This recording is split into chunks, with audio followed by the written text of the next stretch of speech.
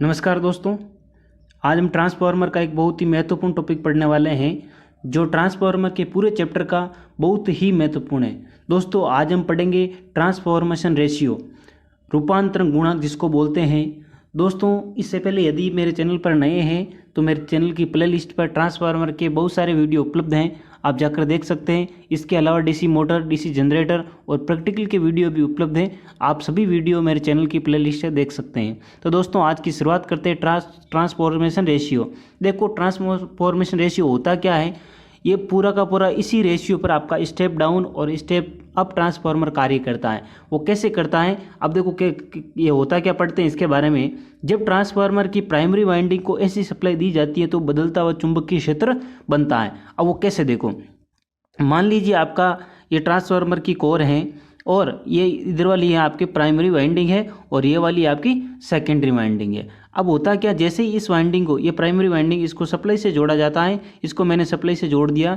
जैसे ही सप्लाई से जोड़ा जाता है तो क्या होता है, इस वाइंडिंग के यहाँ पर बदलता हुआ चुंबकीय क्षेत्र बनता है और ये चुंबकीय क्षेत्र क्या करेगा, इस कोर में गति करेगा, इस कोर में प्रवाहित होने लग जाएगा। इस कोर में प्रवाहित होगा जिसके कारण म्यूचुअल इंडक्शन के कारण ये सेकेंडरी जो वाइंडिंग है, इस सेकेंडरी वाइंडिंग में भी फ्लक्स कट होगा और फ्लक्स कट होने से क्या बनता है, आपका ईएमएफ बनता है। इस प्रकार ये ट्रांसफार्मर का कार्य होता है। ठीक है, आगे देखो, इस बदलते हुए चुंबकीय क्षेत्र के कारण ईएमएफ उत्पन्न होता है। इस बदलते हुए चुंबकीय क्षेत्र या फ्लक्स के कारण यहाँ पर क्या होगा, आपके ईएमएफ उत्पन्न हो जाता है। ठीक है, इसी प्रकार बदलते हुए चुंबकीय क्षेत्र के कारण सेकेंडरी वाइंडिंग में भी उत्पन्न होता है। दोनों वाइंडिंग, इधर भी ईएमएफ उत्पन्न होगा और इधर भी ईएमएफ उत्पन्न होगा। जो प्राइमरी वाइंडिंग में जो ईएमएफ होगा वो होगा क्या होगा, E1, और इधर क्या होगा, E2। ठीक है, आगे देखो, यदि प्राइमरी वाइंडिंग में फेरों की संख्या N1 है, प्राइमरी वाइंडिंग में जो आपके जो फेरे हैं उनकी संख्या कितनी है, N1 फेरे हैं। कितने हैं, N1 फेरे हैं। सेकेंडरी वाइंडिंग में कितने फेरे हैं, वो है आपके N2 फेरे। ठीक है, आगे देखो, उसे V वोल्ट की सप्लाई से जोड़ा जाता है। इधर जो सप्लाई दे रहे हैं वो उसका मान कितना है, V वोल्ट की यदि सप्लाई को जोड़ा जाता है तो उसमें उत्पन्न वोल्टेज कितना होगा, आपके E1 होगा। आपके उत्पन्न ईएमएफ का मान कितना होगा, आपके E1 होगा। वोल्टेज का मान कितना होगा, E1 होगा। तो अब देखो, जब E1 वोल्टेज उत्पन्न होगा तो जो प्रति टर्न उत्पन्न ईएमएफ का मान कितना हो जाएगा, प्रति टर्न उत्पन्न ईएमएफ का मान होगा आपके E1/N1 वोल्ट। कितना होगा, E1/N1 वोल्ट। इसको समीकरण नंबर हम कितना दे दें, 1 दे दें। अब दोस्तों ध्यान रखना, जो आपके फेरों की संख्या और जो उत्पन्न ईएमएफ है वो एक दूसरे के समानुपाती होगा। जो आपके वाइंडिंग के अंदर जो फेरे होते हैं उन प्रत्येक फेरों में जो उत्पन्न ईएमएफ है, उत्पन्न ईएमएफ किसके समानुपाती होगा, आपके नंबर ऑफ टर्न्स के समानुपाती होगा। किसका समानुपाती होगा, नंबर ऑफ टर्न्स, फेरों की संख्या के क्या होगा, समानुपाती होगा। वाइंडिंग के अंदर जितने फेरे होंगे उतना ही अधिक क्या होगा, आपके ईएमएफ उत्पन्न होगा। आप फेरों की संख्या यदि घटाओगे तो आपके ईएमएफ का मान भी घट जाएगा, यदि आप बढ़ाओगे तो ईएमएफ का मान भी क्या हो जाएगा, बढ़ जाएगा। इसी प्रकार आपका स्टेप डाउन और स्टेप अप ट्रांसफार्मर कार्य करता है। इसी प्रकार देखो क्या होगा, इसी प्रकार सेकेंडरी वाइंडिंग में उत्पन्न ईएमएफ कितना हो जाएगा, आपके E2 हो जाएगा, तथा फेरों की संख्या क्या हो जाएगी, N2 हो जाएगी।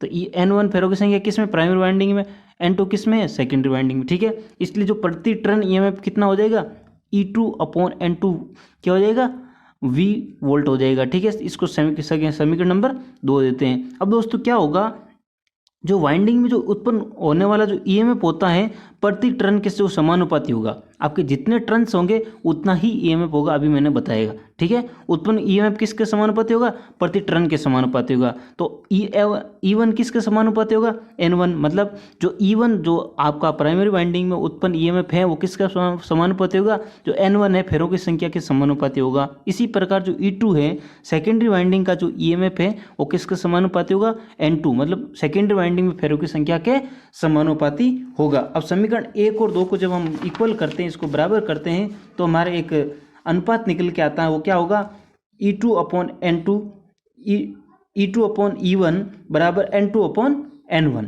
ये दोनों जब हम समानुपाती के निशान को जब हटाते हैं तो हमारे पास एक ट्रांसफॉर्मेशन रेशियो लगता है।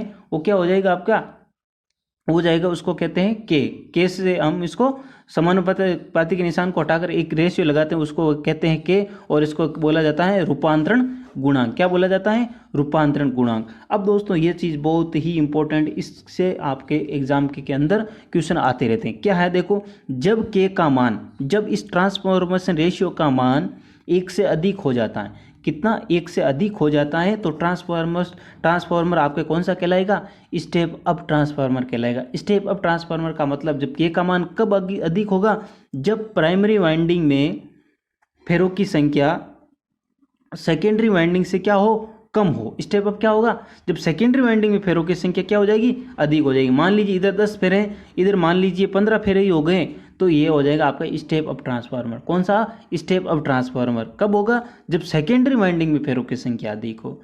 किसमें, सेकेंडरी वाइंडिंग में फेरों की संख्या अधिक हो, तो क्या हो जाएगा, आपके के का मान अधिक होगा और वो आपका ट्रांसफार्मर कौन सा कहलाएगा, स्टेप अप कहलाता है। इसी प्रकार दूसरा, जब के का मान 1 से कम हो जाता है तो ट्रांसफार्मर कौन सा कहलाएगा, आपका स्टेप डाउन कहलाएगा। और स्टेप डाउन ट्रांसफार्मर कब होगा, जब देखो मान लीजिए ये आपके प्राइमरी वाइंडिंग है और इधर आपके क्या है, दूसरी तरफ आपके सेकेंडरी वाइंडिंग है।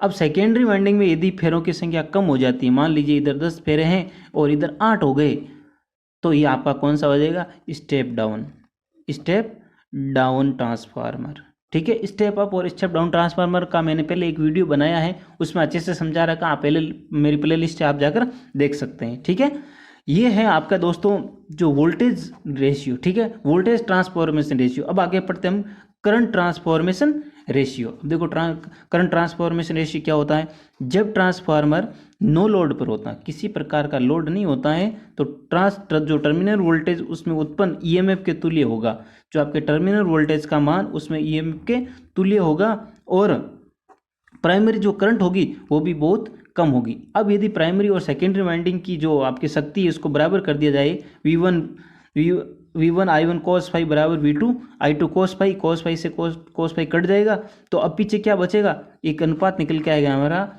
V2 अपॉन V1 बराबर I1 अपॉन I2 बराबर N2 अपॉन N1 बराबर K। इसको कहते हैं करंट ट्रांसफॉर्मर रेशियो और वोल्टेज ट्रांसफॉर्मेशन रेशियो। यदि हम V को मान को हटा दें, इधर वाले को जो हटा दें, तो ये होगा जाए आपका करंट ट्रांसफॉर्मेशन रेशियो। और जो पूरा आपके ट्रांसफॉर्मेशन रेशियो होता है, ये पूरा इस पूरे अनुपात को कहते हैं ट्रांसफॉर्मेशन रेशियो।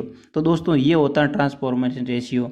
फिर से बता दूं, के का मान यदि 1 से अधिक हो जाता है, 1 से अधिक, तो आपका कौन सा होगा, स्टेप अप।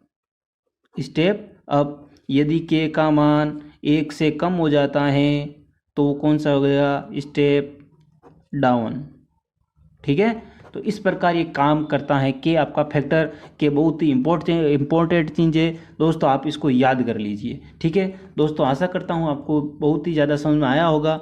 यदि आपको समझ में आता है तो मेरी वीडियो मेरे को अपने दोस्तों के साथ पहुँचाते रहें और मेरे चैनल को ज़्यादा से ज़्यादा सब्सक्राइब करें। जय हिंद दोस्तों।